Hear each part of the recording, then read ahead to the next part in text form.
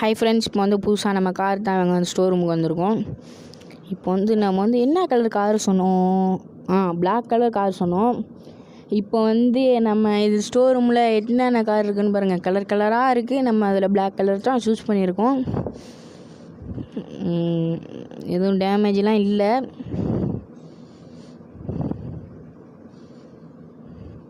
நல்லா தான் இருக்குது காரு.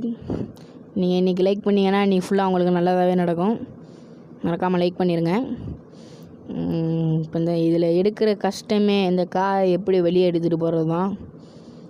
பொறுமையாக எடுத்துகிட்டு போகணும்.